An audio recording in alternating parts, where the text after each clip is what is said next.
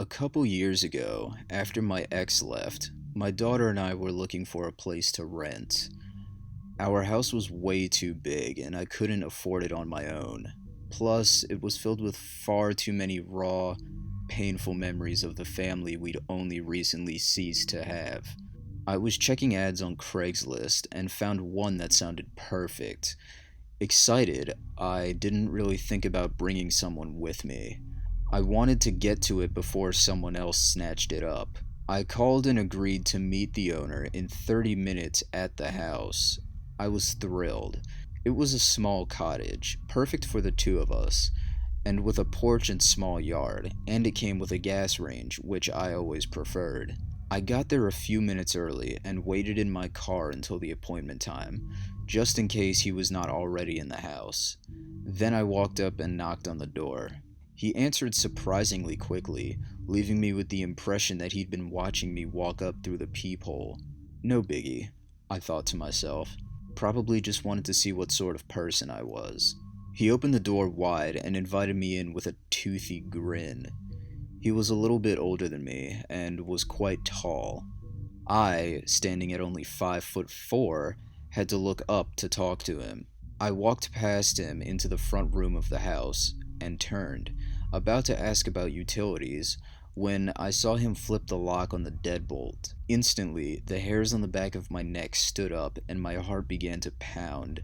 He began walking towards me, still grinning, and I began stuttering my words. Everything about this suddenly felt so wrong.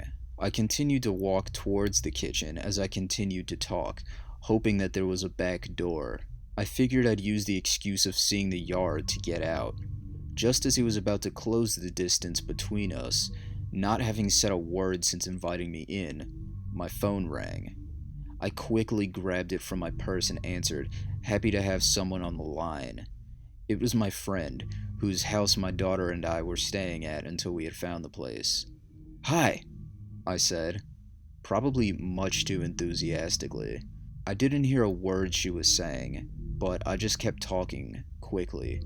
"I'm at insert house address here," looking at the place. "Want to meet me here since it's just right down the block from there?" Mind you, she lived a couple of miles away, but he did not know that.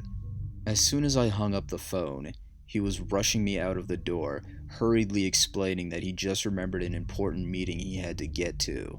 I was so relieved from my friend's fantastic timing, and I wasted no time in getting to the door.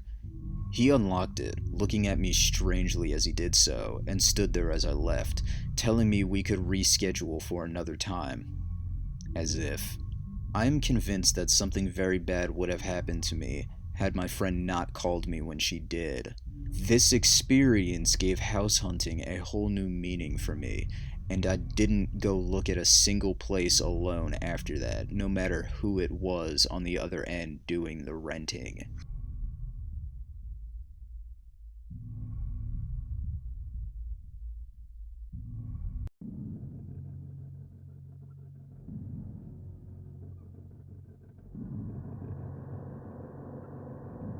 This happened about a year ago now. I am a college student and I was basically forced to move out on my own, which I didn't really mind, but that meant having to find a new roommate, which can be a daunting and scary experience. I have had a few weird encounters, but I think this one takes the cake. I posted on Craigslist that I was looking for a bedroom in a shared house or apartment for $300 or less, and on my ad I had mentioned, please no phone calls, only texts or email, because I find being on the phone with somebody I haven't had the chance to size up a very uncomfortable situation. I'm just an awkward person, I guess. Anyway, I got a call from a dude who clearly didn't read the no calls part, which I mentioned because this type of phone call was exactly the reason why I don't like talking to strangers on the phone. At first, he was just pleasant and normal. He told me he had a room available and relevant information like that. We started to talk about when and where we'd meet up, and he started going on tangents about random stuff. I'm a combination of too interested in deep conversation and too awkward to end the call when it started to get weird. So this call went on for, I kid you not, 2 hours, and we talked about the meaning of life and all kinds of weird shit. Honestly, this should have been the red flag, and I shouldn't have met him, and of course, I also should have grown a pair and told him I had to leave. So, he wants me to meet him at his place to show me the room. I have since learned that you should really insist on meeting in public first. I got to his neighborhood and it was run down on a level that made the ghetto I grew up in look nice. Saggy front porches, hot cracked concrete, sad people with old beat up Lincolns. You get the picture. His house blended right in. The yard was seriously overgrown and the front door didn't even work. So I went around the back, and just looking at the guy standing in the doorway and seeing the kitchen behind him was enough to make me realize that I just wanted to leave. No way in hell would I stay here. The guy in the doorway was a man with a sort of clown-styled afro. He was leaning on a cane on his right side, and his eyes looked crazy, and the house smelled musty from 10 feet away. Again, I am a coward, so instead of trusting my gut, I go inside and I'm polite, thinking, it's okay, it'll be over in 20 minutes and I can get the fuck out of here. I don't know what made me think that this man who had a 2-hour conversation with me on the phone about life and philosophy would let me get away that easily. He took me up a flight of creaky steps into a small bedroom with no door and a mattress on the floor. I thought no way in hell would I live with a 40-something-year-old man, I was 19 and female by the way, with no door on my bedroom. But it was a moot point because my mind was made up before I even saw the room. I wouldn't have lived there for free, let alone for $200 a month. Things started to get weird. He tried to hold me hostage with conversation again. I'm pretty sure he was lonely. He talked about how some of his family members were millionaires. He might have been delusional. The whole story seemed made up. Then he told me about how an 18-year-old girl that had also checked out the room tried to have sex with him. And he told me about how his mom hated white people. He was black and I was white, by the way, and it kind of sounded like he sympathized with her. Obviously, that made me super uncomfortable. Eventually, I was able to find a break in conversation and I plucked up the courage to make an excuse to leave. I was never so happy to leave a place in my life.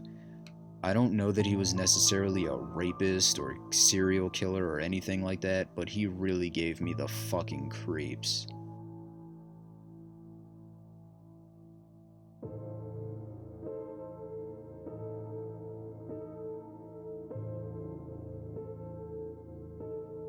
Not too long ago, I put up an ad on Craigslist asking to either sell or trade my fish tank for a smaller one. I put in my phone number as the contact source and stated text only. After a couple of hours, I got a text from somebody who was willing to trade.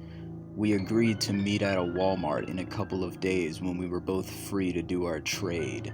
During those days, the guy kept on texting me, involving in small talk. He asked me about my name and where I worked, and me being foolish, I answered his questions honestly. I use Craigslist quite often, and I had never really had any bad experiences with anyone, so I never really thought this guy was weird. I saw him more like friendly or so. I told this guy what car I drove and what college I went to. Again, never really stopping to think what kind of information I was giving to a total stranger. When the day came to meet this guy, he told me he could only meet me after 10 o'clock at night. I thought that was pretty odd, but I agreed to meet him anyway since my poor fish were already stuck in a 5-gallon jug. So, me and my boyfriend drove to the Walmart at about 10:15 and got there in 20 minutes. The guy texted me and said that he was already there in an old yellow Camaro. I replied, saying, "We are here too, in a gray car." He then texted me and said, "Who is we?" At that moment, I realized something was really off with this guy, and I replied by saying, "My husband and I." That was a lie, but I felt he should know that I was not alone. He never responded after that text. My boyfriend and I went around the parking lot a couple of times looking for a yellow Camaro, but we never found one. I tried calling the guy and he ignored my calls. We decided it was best to just leave. I don't know what would have happened if I had met this creep by myself, or even with my boyfriend there, but I have a feeling it would not have been something good. I removed that ad from Craigslist that night and saved the creep's phone number just in case he tried contacting me again. A couple of weeks later, I got a text from several different phone numbers asking about the fish tank. I never responded to any of them because I believed that it was the same guy, since I, for sure, deleted the post immediately. I hope he can't somehow track my phone. And of course, I'm not using Craigslist anymore.